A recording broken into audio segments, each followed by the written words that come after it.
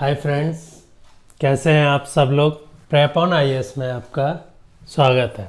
Basic science के lectures में अभी तक हमने देखा कि मैटर क्या है, उसकी डिफरेंट स्टेट्स क्या हैं, फंडामेंटल पार्टिकल्स क्या हैं, mixtures, solutions, colloids and suspensions क्या है। इस चैप्टर में हम देखेंगे separation of components of mixture, या कोई भी सॉल्यूशन है जो कि केमिकली कंबाइंड नहीं है, उनको हम सेपरेट कैसे करेंगे। फॉर एग्जांपल, कोरोना का दौर चल रहा है तो सबको ये पता होगा कि ऑक्सीजन की जो वैल्यू है, O2 की वैल्यू, वो पता नहीं कितने टाइम्स बढ़ गई है, क्योंकि कोरोना ने सबको याद दिला दिया है कि that we are surviving because of this oxygen. तो आपको ये भी पता है एयर क्या है, एक मिक्सचर है किसका, O2, N2 एंड आर्गन का। मेनली इन्हीं तीनों गैसेस का मिक्सचर है। तो आज हम जो सेपरेशन ऑफ कंपोनेंट देखेंगे उसमें एक ये भी मेथड है जिसमें हम एयर में से उसके डिफरेंट कंपोनेंट्स को कैसे सेपरेट करते हैं, O2, N2 एंड आर्गन को।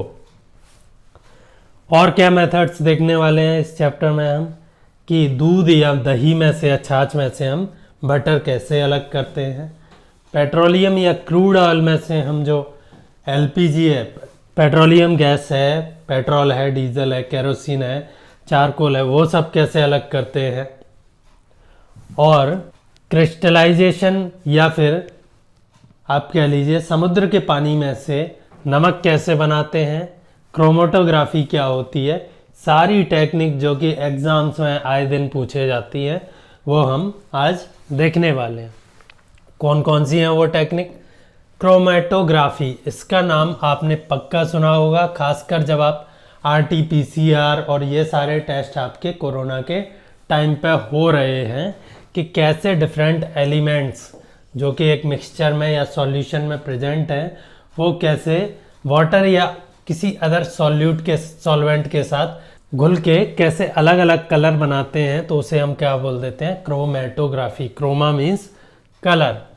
Fractional distillation, how we separate miscible liquids from each other, ऐसे लिक्विड जो कि घुल जाते हो उन्हें एक दूसरे से कैसे अलग करते हैं, डिस्टिलेशन से या फ्रैक्शनल डिस्टिलेशन से। ऑक्सीजन को हम एयर में से कैसे सेपरेट करते हैं, ये भी बेसिकली फ्रैक्शनल डिस्टिलेशन के ही एग्जांपल है।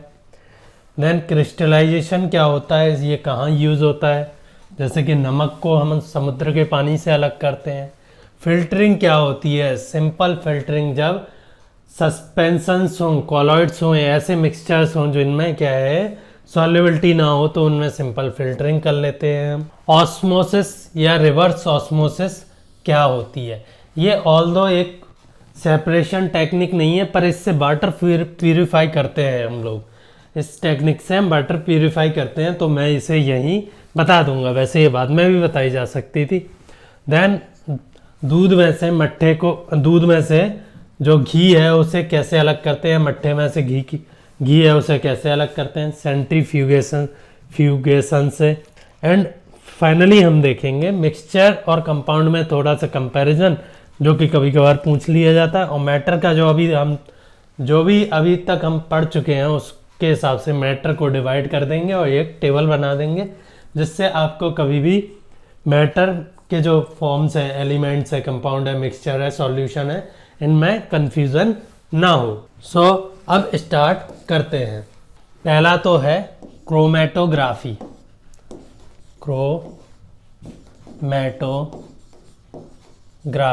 पहली बात तो इसका नाम क्रोमेटोग्राफी क्यों है वो बात करते हैं।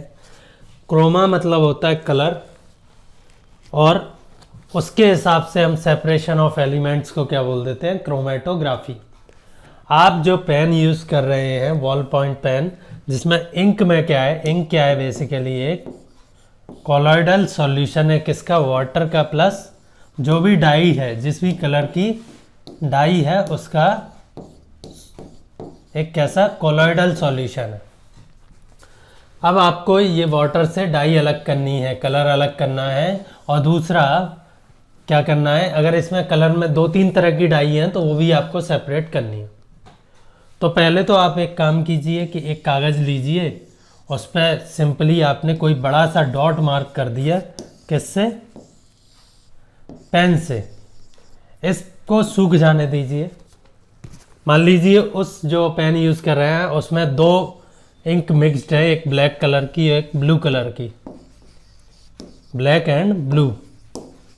आपको दोनों को सेपरेट करना है। इस कागज़ पे इसे सूख जाने दीजिए। एक बीकर में पानी लीजिए, ठीक है, यहाँ तक भर दिया है वो। और मैं सिंपल आपको समझा रहा हूँ कैसे होता है। इनमें से कोई भी चीज़ आपको याद नहीं रखनी है। याद क्या रखना है कि कैसे हम डिफरेंट डाइस को थ्रू क्रोमेटोग्राफी अलग करते हैं। इस पेपर को यहाँ तक डुबोइए कि ये जो डॉट है ये गीला ना हो। ये पेपर लाए आप यहाँ, इसमें यहाँ पे ये डॉट है, ये गीला ना हो। पानी वो जो पेपर में सोखता हुआ ऊपर बढ़ेगा और इसमें जो इंक में जो जितनी भी डाई हैं उनके जो सॉल्युबिलिटी है उस हिसाब से ये उन्हें ऊपर ले जाने लगेगा। मान लीजिए ब्लू ज़्यादा सॉल्युबल है तो आपको ब्लू यहाँ मिल जाएगा, ब्लू तेज़ी से पानी के साथ ऊपर भागेगा, ब्लैक आपको यहाँ मिल जाएगा, ठीक है। और भी जैसे कलर होंगे वो आपको ऐसे स्ट्रिप्स मिल जाएंगी।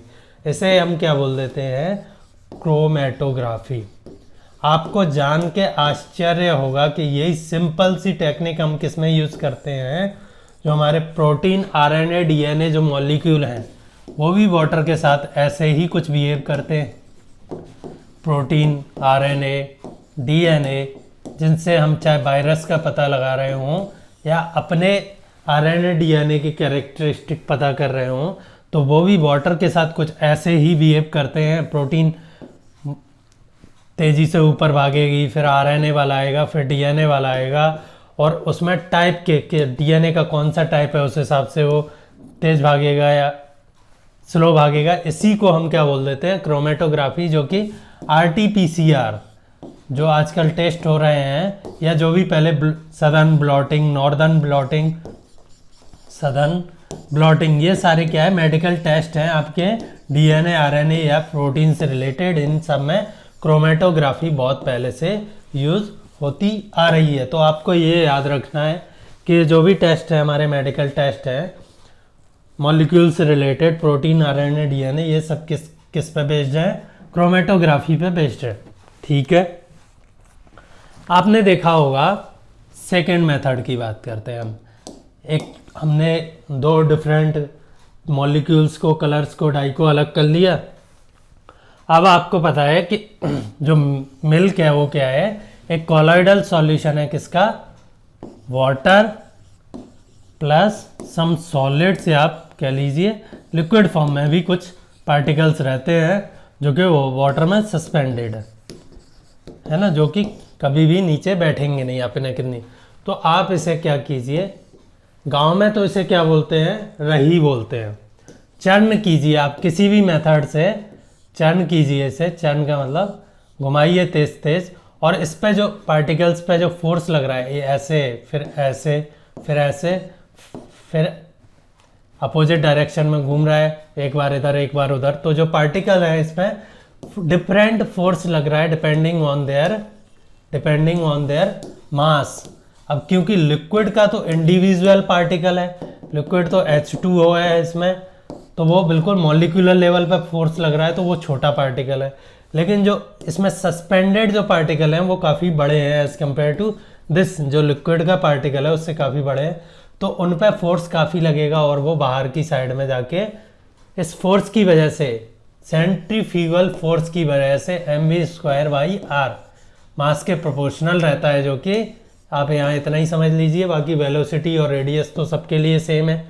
तो ये बाहर क्या है, ज़्यादा फोर्स होने की वजह से बाहर की तरफ सेपरेट होने लगते हैं इस कॉलॉइडल सॉल्यूशन में से, और फिर डिपेंडिंग ऑन देयर डेंसिटी, इनकी डेंसिटी वाटर से कम है तो ये नीचे सेटल डाउन हो जाएंगे, और ज़्यादा है, सॉरी कम है तो ऊपर पहुंच जाएंगे ये।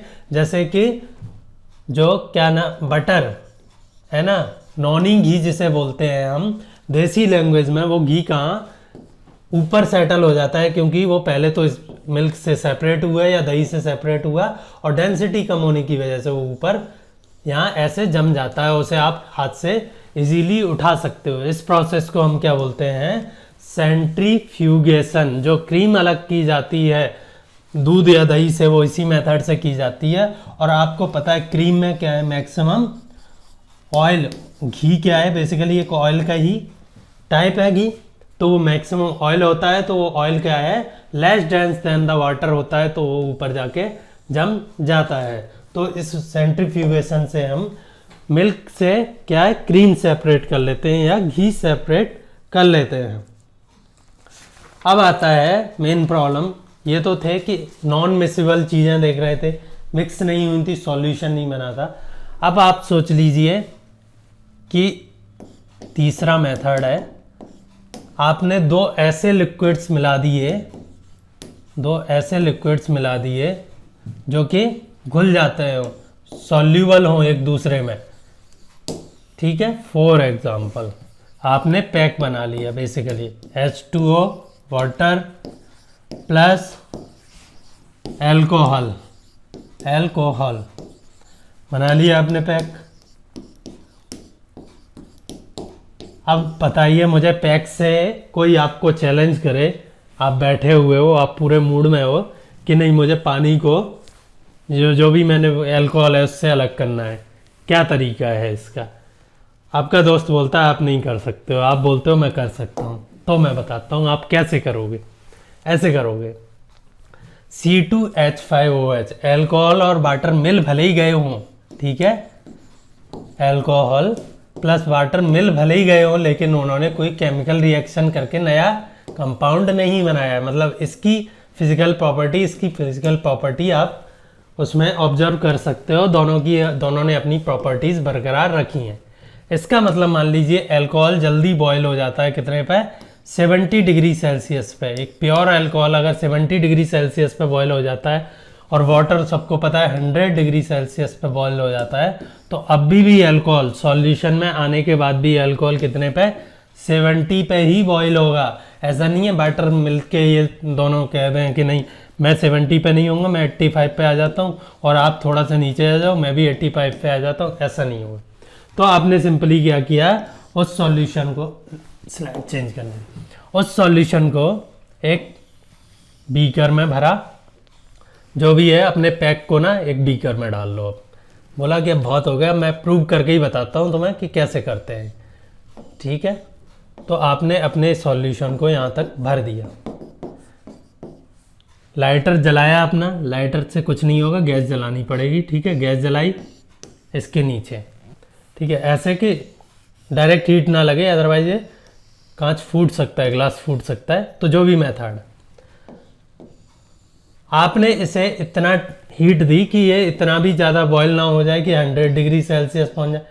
आपने इसमें एक थर्मोमीटर डाल के रखा, उससे आपको टेम्परेचर का अंदाज़ा लग रहा है कि मैंने टेम्परेचर रखा करीब 80 डिग्री सेल्सियस।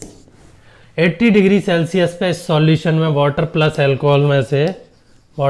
एल्कोहल में से क्या गायब हो जाएगा, क्या एवेपोरेट हो जाएगा, एल्कोहल, मैक्सिमम एल्कोहल एवेपोरेट होगी, इस नली के थ्रू हो जाएगी नीचे। आप यहाँ कुछ ठंडा करने के लिए लगा दीजिए इस नली को, यहाँ एक अपना ग्लास रख लीजिए प्योर है, उससे बोलिए कि अब देख मैं तुझे नीट पिलाता हूँ, बिल्कुल। तो यहाँ कंडेंसर लगा दिया आपने, मतलब ठंडा करने के लिए कोई भी चीज़, चाहे बर्फ़ रख दी, यहाँ पानी चला दिया इसके चारों तरफ इस ट्यूब के, आपको यहाँ के क्या मिलने लगेगा, प्योर C2H5OH। थोड़ा बहुत वाटर भी रहेगा क्योंकि वाटर भी थोड़ा बहुत वेपराइज होगा 80 डिग्री सेल्सियस पर मैक्सिमम क्या वेपराइज होगी, एल्कोहल वेपराइज होगी। तो आपने प्रूव कर दिया और आप जो भी 1000-2000 की शर्त है वो जीत गए हो। ये तो था कि जो टेम्परेचर का डिफरेंस था, इसे हम, इस प्रोसेस को हम क्या बोल देते हैं, डिस्टिलेशन, ठीक है। जो अभी हमने प्रोसेस की वो डिस्टिलेशन। ये तो था जब टेम्परेचर डिफरेंस है, जो उनके बॉइलिंग पॉइंट में जो टेम्परेचर डिफरेंस है या वेपराइजेशन में, वो मोर देन कितना है, टेम्परेचर डिफरेंस कितना है, मोर देन 25 डिग्री सेल्सियस है। तो आप सिंपल कभी भी उठा के कर सकते हो। अगर ये 25 डिग्री से कम हो टेम्परेचर डिफरेंस, तो हम करते हैं फ्रैक्शनल डिस्टिलेशन। ये क्या होता है, एक और चीज़ लगानी है आपको उसमें, जिससे कि बताता हूँ। Distillation, fractional distillation. अब मान लीजिए आपके पास दो ऐसे लिक्विड्स हैं जिनका जो टेम्परेचर डिफरेंस है वो कितना है, एक का है इसमें, इस सॉल्यूशन में एक का टेम्परेचर है, मान लीजिए पेट्रोल और डीजल है, ठीक है। पेट्रोलियम सेपरेट कर रहे हो आप, इसमें पेट्रोल और डीजल है और बाकी चीज़ें आपने सेपरेट कर ली क्रूड ऑयल में से। फिलहाल ये मान लीजिए इसमें पेट्रोल और डीजल है। पेट्रोल बॉयल हो जाता है करीब आप कह लीजिए 70 डिग्री सेल्सियस पे, और डीजल बॉयल होता है कह लीजिए 85 डिग्री सेल्सियस पे। अब अगर आप इसे हीट अप करोगे, इसके नीचे हीट दोगे फ्रैक्शनल डिस्टिलेशन के लिए कि आपको जो पहले बॉयल हो रहा है वो यहाँ मिल जाए, तो ऐसा नहीं होगा। क्यों नहीं होगा? क्योंकि जो दूसरा वाला जो लिक्विड है उसका भी लगभग उतना ही है, तो दोनों बहुत ज़्यादा इवापोरेट होंगे। आपने मान लीजिए टेम्परेचर दिया 80 डिग्री सेल्सियस, तो इस पर पेट्रोल तो इवेपोरेट हो गई, डीजल भी अच्छी खासी अमाउंट में इवेपोरेट होने लगेगा। तो आप जहाँ कलेक्ट कर रहे हैं वहाँ पे दोनों मिलेंगे आपको। तो फिर क्या करना है, आप यहाँ पे इसको ऐसे बना लीजिए, थोड़ा सा टेपर्ड, क्लियर करता हूँ इसे, ठीक है। इससे थोड़ा सा टेपर बना लीजिए, इसमें कुछ कांच के ऐसे गोले भर दीजिए, थोड़ा सा कूल भी कीजिए इन्हें। तो जब ये वेपर यहाँ से पास होगी, जब ये वेपर यहाँ से पास होगी, जो कि कितने 80 डिग्री सेल्सियस पे है वेपर, और जिसमें पेट्रोल और डीजल है, तो उसमें डीजल क्या है यहीं पे कंडेंस हो जाएगा, क्योंकि डीजल का जो टेम्परेचर है वो बॉइलिंग टेम्परेचर ज़्यादा है। यहाँ पे मान लीजिए टेम्परेचर ड्रॉप हो गया कितना 75 डिग्री सेल्सियस तक, तो मैक्सिमम अमाउंट ऑफ डीजल यहीं पे कंडेंस होके वापस आपके इसमें गिर जाएगा और पेट्रोल यहाँ से जाने लगेगी। फिर आपको खाली मैक्सिमम क्या मिलेगी, पेट्रोल मिलेगी, डीजल नहीं मिलेगा। इस कॉलम को हम क्या बोल देते हैं, फ्रैक्शनल, इसी को हम क्या बोल देते हैं, फ्रैक्शनल कॉलम। इसी मेथड से हम किसको सेपरेट करते हैं, बिल्कुल पेट्रोलियम प्रोडक्ट, क्रूड ऑयल का नाम सुना होगा, पेट्रोलियम प्रोडक्ट्स। क्रूड ऑयल एक चीज़ होती है जो कि धरती में से एक काला तेल सा निकलता है, जिसमें आप कह लीजिए जो बिटुमिनस या जो तारकोल आप रोड पर बिछाते हैं वहाँ से लेके, बिटुमिनस हो गया एक, तो बिटुमिन, ठीक है, बिटुमिनस नहीं, बिटुमिन हो गया। देन मोम या कैंडल में जो यूज़ होता है मोम कहते हैं वो। Then kerosene, kerosene, diesel, diesel, petrol, and सबसे कम टेम्परेचर वाला, सबसे कम बॉइलिंग रहता है पेट्रोलियम गैस, जिसे हम बाद में लिक्विफाइड करके क्या बोल देते हैं, एलपीजी के सिलेंडर जो आप घर में यूज़ कर। तो इतनी सारी चीज़ें निकलती हैं, उनके जो टेम्परेचर का डिफरेंस है वो बहुत कम कम रहता है। मान लीजिए इसका हो गया 120 डिग्री सेल्सियस, है ना, इसका 110, इतने बॉइलिंग टेम्परेचर बता रहा हूँ, इसका 100, देन फिर कैरोसिन का 90, देन ये एग्जैक्ट नहीं है, ये एग्जाम्पल दे रहा हूँ आपको, इसका 80 कह लीजिए, फिर देन इसका 70 कह लीजिए, 70 पे वेपराइज हो, ये तो रूम टेम्परेचर पे ही गैस है, ठीक है। तो इन सब को हम सेपरेट किससे करते हैं, फ्रैक्शनल डिस्टिलेशन से। हर एक के कॉलम बने रहते हैं, जो फ्रैक्शनल कॉलम है सब एक साथ वेपराइज कर देते हैं हम सबके सबको, और सबके लिए अलग अलग फ्रैक्शनल कॉलम बना देते हैं उस टेम्परेचर का जिस पर कि वो कंडेंस हो जाए, लिक्विड फॉर्म में आ जाए। लंबा सा कॉलम रहता है, उसमें ये सारी चीज़ें चलती रहती हैं। तो पेट्रोलियम प्रोडक्ट हमें पता चल गए कैसे करने हैं हमें, फ्रैक्शनल डिस्टिलेशन से। चलो आगे बढ़ते हैं। क्रोमेटोग्राफी हो गई, फ्रैक्शनल डिस्टिलेशन हो गया, डिस्टिलेशन हो गया, सेंट्रीफ्यूगेशन हो गया, क्रिस्टलाइजेशन पे आते हैं। क्रिस्टलाइजेशन, कभी आपने गुजरात या फिर यहाँ की पिक्चर्स देखी है, राजस्थान की जो सामर लेक है, आपको दिखेंगे कि बड़े बड़े खेतों में क्या है, थोड़ी सी बाउंड्री बना के पानी भर रखा है, सफ़ेद सा पानी, वो है ना, समुद्र का पानी भर रखा है और उसे सुखा रहे हैं। तो मैंने जब आपको सॉल्यूशंस पढ़ा रहा था तो मैंने बताया था, एक तो होता है solvent, solute and solubility, solubility. तो सॉल्युबिलिटी क्या है, maximum amount a solvent can dissolve of A solute. Solute इसमें क्या हो गया, पानी में NaCl जो सॉल्ट हम चाहते हैं वो हो गया, सॉल्वेंट क्या हो गया, वाटर इटसेल्फ। ठीक है, सॉल्युबिलिटी मान लीजिए आपने जब पानी भरा तो इसमें 1000 लीटर पानी या 1 मीटर क्यूब वाटर था। ये मैक्सिमम डिजॉल्व वाटर जो NaCl था इसमें पूरा डिजॉल्व था, वो कितना था 300, आप कह लीजिए 30 kg है। ठीक है, 30 kg इसमें सॉल्ट डिजॉल्व है, 1000 लीटर पानी में 30 kg सॉल्ट डिजॉल्व। मैक्सिमम कितना कर सकता है 1 मीटर क्यूब में, ये 1000 लीटर में ये डिजॉल्व, मान लीजिए कह लीजिए आप 50 kg डिजॉल्व कर सकता है। तो जैसे जैसे पानी सूखता जाएगा ये अपनी सॉल्युबिलिटी की लेवल पर पहुंचता जाएगा। मतलब अगर आपने 500 लीटर पानी रह गया या 0.5 मीटर क्यूब पानी रह गया तो ये सिर्फ कितना डिजॉल्व कर सकता है, 50 का आधा 25 kg, लेकिन उसमें डिजॉल्व कितना था 30 kg। तो जो 5 kg है वो क्या हो जाएगा, सेटल डाउन हो जाएगा, 5 किलोग्राम फ्लोर पे सेटल डाउन हो जाएगा क्रिस्टल्स की फॉर्म में। देन आप ऐसे ही पानी को घटाते गए और आपने पूरा पानी सुखा दिया तो आपको क्या मिलेगा, pure crystals of salt. Salt के प्योर क्रिस्टल्स मिल जाएंगे आपको, क्योंकि पानी रहा नहीं है, वो चीज़ कोई चीज़ ऐसी है नहीं जिसमें वो डिजॉल्व होंगे। इसको आप कलेक्ट कीजिए, इसमें जो भी इम्प्योरिटी है उसे आप फिल्टरिंग वगैरह या 100 तरीके होते हैं उससे अलग कीजिए, छानिए, रिफाइनिंग कीजिए और आपको प्योर सॉल्ट मिल जाएगा। ये तो हो गए कुछ एडवांस टेक्निक्स। एक चीज़ होती है ना कि आप सिंपल फिल्टरिंग से भी, रेत में से आपको बड़े कंकड़ छानने हैं, छोटे रहने हैं, तो आप सिंपल फिल्टरिंग से भी उस काम को कर सकते हो। तो हमारी नेक्स्ट टेक्निक है फिल्टरिंग। काफ़ी जगह यूज़ होती है सिंपल फिल्टरिंग। कहाँ यूज़ हो सकती है, जहाँ सस्पेंशंस हो या फिर जो भी कंपोनेंट्स हों वो मिक्स ना हुए हों।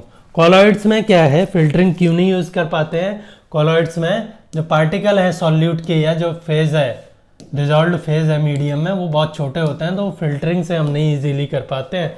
सस्पेंशंस या जहाँ पे कोरस ग्रेन हो वहाँ हम फिल्टरिंग यूज़ कर लेते हैं। अब देखते हैं क्या बचा है, क्रिस्टलाइजेशन हो गया है, यस। अब है कि आप एयर से O2 कैसे सेपरेट। अब मान लीजिए आपके घर में, चलो कोई बीमार नहीं है और ना होगा, मान लीजिए हमारे नेशन को कोरोना बढ़ने की वजह से क्या O2 की ज़रूरत है और बहुत ज़्यादा ज़रूरत है। ठीक है, आप हो एक सिंपल साइंटिस्ट के, मतलब देखने में सिंपल बंदे हो, पर आप वो काम कर सकते हो जो कि गवर्नमेंट नहीं कर पा रही है। आपने पढ़ा है कि O2 को हम किसी तरीके से, बहुत इजी तरीके से सेपरेट कर सकते हैं एयर से, और वो तरीका आपने प्लांट करने की सोच लिया है, उसका छोटा सा प्लांट बनाने की सोच लिया है। तो बेसिकली क्या करते हैं इसमें, आप पहले एयर को कॉम्प्रेस कीजिए।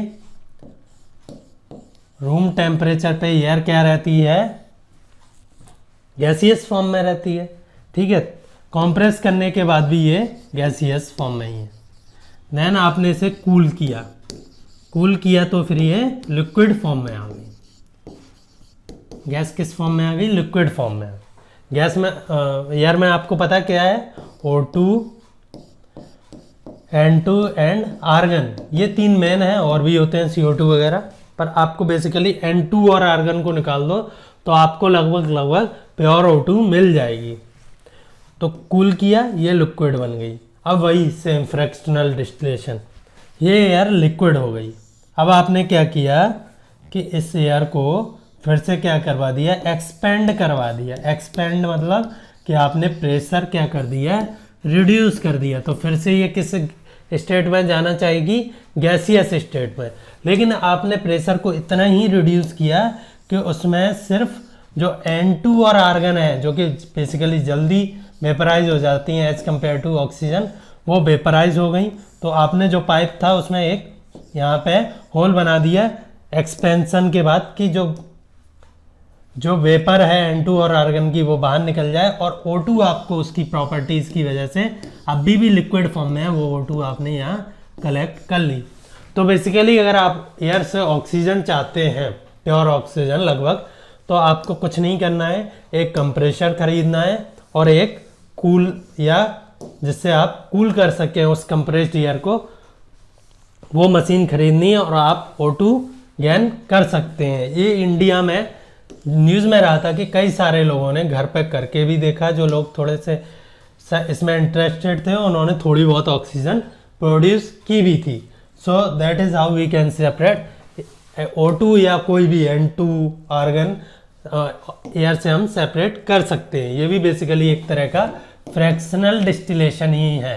हम टेम्परेचर या प्रेशर का सहारा ले रहे हैं कि वो वेपराइज हो जाए या लिक्विड फॉर्म में रहे, डिपेंडिंग ऑन कि हम क्या चाहते हैं। ये भी एक फ्रैक्शनल डिस्टिलेशन है। ठीक है, बना ली आपने O2। अब आपका एक और मन है, एक और चीज़ समझने का, वो क्या है? ऑस्मोसिस या रिवर्स ऑस्मोसिस। ऑस्मोसिस या RO, आपके जो वाटर प्यूरिफायर है उस पर लिखा है, ये क्या करता है? Reverse osmosis. रिवर्स ऑस्मोसिस समझने से पहले हमें समझना पड़ेगा ऑस्मोसिस क्या होता है। तो ऑस्मोसिस बेसिकली ये रहता है कि ये कोई एक सॉल्यूशन है जिसमें आपने कोई एक बीच में सेमी परमिएबल मेम्ब्रेन लगा रखी है, सेमी परमिएबल मेम्ब्रेन लगा रखी है, जो कि ये सॉल्ट है वाटर में, इस साइड सॉल्ट प्लस वाटर है एट 1 कंसंट्रेशन C1 है ना, कुछ सॉल्ट की अमाउंट है वाटर में, इस साइड भी सॉल्ट एंड वाटर, ये सॉल्ट एंड वाटर ही है और कंसंट्रेशन डिफरेंट है, C2 लेवल बराबर है वाटर का। तो जो सेमी परमिएबल मेम्ब्रेन है, अगर मान लीजिए पहले वाले चैम्बर में C1 में जो सॉल्ट है वो ज़्यादा है किससे? C2 से। तो क्योंकि ये सेमी परमिएबल मेम्ब्रेन सॉल्ट को तो अलाउ करेगी नहीं, वाटर इस कंसंट्रेशन को इक्वल करने के लिए, जैसे वाटर क्या है, हाई पोटेंशियल से एक टंकी ऊंचाई पे रखी है, उससे अगर आप पाइप लगा दो, दोनों को कनेक्ट कर दो, एक टंकी जो नीचे रखी है उसके बॉटम को कनेक्ट कर दो, तो यहाँ से वाटर फ्लो करके इसमें जाएगा। बेसिकली ये होता है। तो सेम अगर C1 ज़्यादा है तो पानी, इसका मतलब पानी की कंसंट्रेशन इस वाले में ज़्यादा है, इस वाले में सॉल्ट की ज़्यादा, तो पानी किस में? इस वाले टैंक में से इधर फ्लो करने लगेगा, जिससे कंसंट्रेशन इक्वल हो जाए, C1 इक्वल टू C2। इसमें से कुछ पानी निकल के कहाँ? यहाँ पहुँच जाएगा, तो इसमें सॉल्ट की कंसंट्रेशन बढ़ जाएगी और इसमें सॉल्ट की घट जाएगी। इसको हम क्या बोलते हैं? ऑस्मोसिस। इसको हम क्या बोलते हैं? ऑस्मोसिस। तो अब ये रिवर्स ऑस्मोसिस क्या होता है? पहले तो क्या है, वाटर जहाँ वाटर की कंसंट्रेशन हाई थी वहाँ से लो में मूव कर रहा था, ठीक है, C2 वाले से, C2 जहाँ पे सॉल्ट की कंसंट्रेशन ज़्यादा है, कम है, वहाँ से C1 में मूव कर रहा था कंसंट्रेशन ऑफ सॉल्ट इक्वल करने के लिए। लेकिन अगर आपने C1 पे प्रेशर अप्लाई कर दिया है ना, ये दोनों कन्फाइंड चैम्बर बना दिए, तो पहले वाटर ऐसे मूव कर रहा था, वो वाटर ऐसे मूव करेगा। अब मान लीजिए जो C1 था वो आपका क्या था? ओशियन वाटर था, ओशियन वाटर था जिसमें साल्ट बहुत था, और ये आपका क्या था? फ्रेश वाटर था जिसमें साल्ट बहुत कम था, इसीलिए C2 C1। पहले तो नॉर्मली तो C2 टू C1 मूव करने वाला था, क्योंकि ये जो सॉल्ट की कंसंट्रेशन है उसे बैलेंस करना चाहता है। लेकिन आपने इधर प्रेशर दबाया, इसे प्रेशर बनाया, तो ये वाटर इस फिल्टरिंग मेम्ब्रेन के थ्रू उल्टा मूव करने लगेगा, और ओशियन वाटर जिसमें हाई साल्ट है उधर से सिर्फ वाटर जाके किधर? फ्रेश वाली साइड में जमा होने लगेगा। इसे क्या बोल देते हैं हम? Reverse osmosis. मतलब ऑस्मोसिस तो इधर से इधर जा रहा था नेचुरल, हमने प्रेशर बना के P अप्लाई करके इस पर ये जो वाटर है इसको अपोजिट डायरेक्शन में मूव करवा दिया। तो अब बताइए, आपके घर में जो बेसिकली फिल्टर काम करते हैं वो ऐसे करते हैं, एक साइड आपने पानी भरा है प्योर, जो बाकी भी प्रोसेस से आया है, या फिर पानी है ही नहीं, इस साइड या पानी है जिसमें कम सॉल्ट्स हैं या नहीं है सॉल्ट। इधर है जो आपका टैप वाटर जो भी टंकी से आ रहा है, इसमें बहुत सारे सॉल्ट है। अब मुझे बताइए, इनिशियली ऑस्मोसिस की वजह से तो वाटर ऐसे मूव करता, प्योर से, जिससे इसमें क्या है सॉल्ट की कंसंट्रेशन कम हो जाए और इसमें सॉल्ट की कंसंट्रेशन, वाटर घटेगा सॉल्ट उतना ही रहेगा, सॉल्ट की कंसंट्रेशन इंक्रीज हो जाए। इक्विलिब्रियम लाना चाहते थे, ऑस्मोसिस की प्रोसेस क्या चाहती थी, इक्विलिब्रियम। लेकिन आपको इस वाटर को फिल्टर करना है, आपको जो भी पानी आ रहा है नल से, टैप वाटर, उससे क्या है सॉल्ट यहीं रहे, आपका पानी इधर मूव कर जाए और आप यहाँ से नल से ग्लास में पानी भर सको। आपने इस पर कुछ प्रेशर बना के रखा, तो ये जो टैप वाटर है वो बेसिकली पहले वाटर इधर मूव कर रहा था, उसमें से पानी प्योर वाटर, सॉल्ट यहीं रह जाएंगे, इस मेम्ब्रेन की वजह से वाटर इधर मूव करने लगेगा। ठीक है, इसे हम क्या बोल देते हैं, रिवर्स ऑस्मोसिस। क्या बोल देते हैं इसे, रिवर्स ऑस्मोसिस। और आप यहाँ से प्योर वाटर ले सकते हैं। ठीक है, this is not a filtering process, this is simply A phenomenon of chemical equilibrium का फेनोमेनन है। कोई ये ना बोले कि हम सिंपल फिल्टरिंग से सॉल्ट और वाटर को अलग कर रहे हैं। प्लीज़ ऐसा मत बोल दीजिएगा कि मैंने ये जो सॉल्ट एंड वाटर है वो फिल्टरिंग प्रोसेस की हेल्प से सेपरेट कर दिए। बेसिकली ये एक केमिकल फेनोमेनन है या केमिकल सॉल्यूशंस की एक प्रॉपर्टी रखती है कि वो इक्विलिब्रियम लाना चाहते हैं, उसका यूज़ करके हमने ये किया है, ना कि फिल्टरिंग प्रोसेस का यूज़ किया है। सो ये रिवर्स ऑस्मोसिस हो गया, सेंट्रिफिकेशन हो गया। और कुछ बचा है? नहीं, और कुछ नहीं बचा है। और कुछ बचा है कोई फिल्टरिंग प्रोसेस या सेपरेशन टेक्निक आप जो चाहते हैं कि मैंने छोड़ दी हो, ना बताई हो, तो वो मुझे कमेंट में बताइए, मैं उसे एक्सप्लेन कर दूंगा। फाइनली आ जाते हैं हम डिफरेंस बिटवीन, हमने कंपाउंड एंड मिक्सचर पढ़े थे, difference between compounds and mixtures. एक तरफ हमने कंपाउंड्स लिख लिए, एक तरफ हमने मिक्सचर्स लिख लिए। बताइए डिफरेंस क्या है? तो डिफरेंस ये है, जब हम कंपाउंड्स की बात करते हैं तो उनमें जब दो सब्सटेंस मिल रहे हैं, दो एलिमेंट मिल रहे हैं या दो कंपाउंड मिल रहे हैं, तो न्यू केमिकल कंपोजिशन मिलता है, न्यू केमिकल सब्सटेंस मिलता है हमें, जिसकी प्रॉपर्टी उसके जो कॉन्स्टिट्यूएंट है उनसे डिफरेंट होती है। New chemical substance which is completely different from its component. For example H2 plus O2 मिला लीजिए, दोनों गैसेज हैं, दोनों बहुत ही अलग यूज़ के लिए, एक फ्यूल के लिए यूज़ होती है, एक फ्यूल को बर्न करने के लिए यूज़ होती है। आप इन्हें मिला दीजिए, एक ऐसी चीज़ निकलेगी जो कि लाइफ के लिए यूज़ होती है, H2O। इसमें no new chemical substance, no new chemical substance. इसमें जो दोनों कॉन्स्टिट्यूएंट है उन्हें आप इजीली अलग कर सकते हो फिजिकल प्रोसेसेस से, और सेकेंडली वो उनकी प्रॉपर्टी नहीं बदलती हैं। इसमें क्या है, कंपोजिशन फिक्स्ड है ना। H2O में दो ही H रहेंगे और एक ही ऑक्सीजन रहेगा। इसमें क्या है, कंपोजिशन चेंज हो सकता है। मान लीजिए आपने हाइड्रोजन प्लस ऑक्सीजन में रिएक्शन नहीं करवाई, सिंपल एटमॉस्फेयर में ऐसे ही घूम फिर रहे हैं, तो ऑक्सीजन और हाइड्रोजन की परसेंटेज कभी भी जैसे चाहो आप चेंज कर सकते हो, डिपेंडिंग ऑन किसकी कितनी अवेलेबिलिटी है। टोटली डिफरेंट प्रॉपर्टीज कंपाउंड्स की क्या है, टोटली डिफरेंट प्रॉपर्टीज हो जाती हैं as compare to their constituents. And mixtures में क्या है, दे हैव देयर कॉन्स्टिट्यूएंट की प्रॉपर्टी रिफ्लेक्ट होती हैं, प्रॉपर्टीज बनी रहती हैं। ठीक है,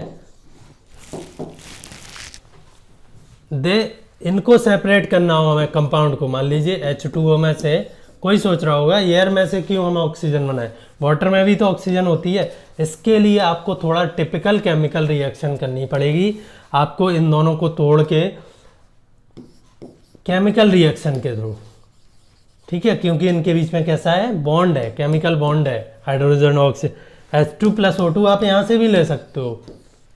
ठीक है, तो एक केमिकल रिएक्शंस के थ्रू सेपरेट कर सकते हैं। यहाँ पे हम मान लीजिए क्या है, O2 प्लस N2 है, O2 प्लस H2 भी है, तो उन्हें हम सिंपल फ्रैक्शनल डिस्टिलेशन से सेपरेट कर सकते हैं। आपको O2 अलग मिल जाएगी और N2 या H2 जो भी आप सेपरेट कर रहे हैं वो अलग मिल जाएगी। सिंपल वाटर में से सॉल्ट अलग करना हो तो वो भी हो जाएगा।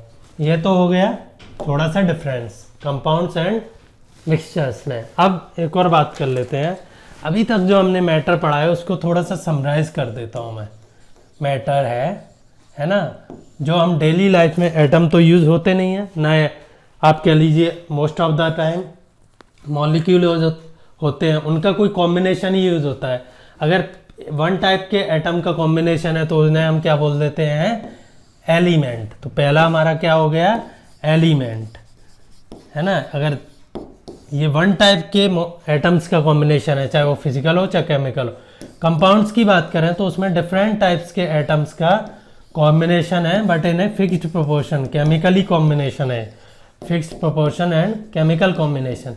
और मिक्सचर्स या जो भी सॉल्यूशन वगैरह सब इसी में आ जाते हैं। उस rest of the things are mixtures, उनमें क्या है, फिजिकल कॉम्बिनेशन है कंपाउंड्स या एलिमेंट का फिजिकल कॉम्बिनेशन है। ये आपको याद रखना है, और ये सिंपल टेबल है, और इससे आपके काफ़ी सारे क्वेश्चन जो आप कंफ्यूज होते हो वो सॉल्व हो जाएंगे। अगले चैप्टर में हम मोस्ट प्रोबेबली देखेंगे एसिड क्या होते हैं। क्वेश्चन हर बार आ जाता है, basis, acid, basis and salts. इस बार यूपीएफओ में एक क्वेश्चन था, एम्प्लॉय प्रोविडेंट फंड ऑर्गेनाइजेशन का एग्ज़ाम यूपीएससी करवाता है। उसमें एक क्वेश्चन था, 4 एलिमेंट दिए थे, उनमें से पूछा था इनमें से एसिड कौन सा है। तो अगले लेक्चर में हम देखेंगे एसिड, बेसिस और सॉल्ट क्या होते हैं और हमें कैसे पहचानने हैं दिए हुए ऑप्शंस में से। So thank you.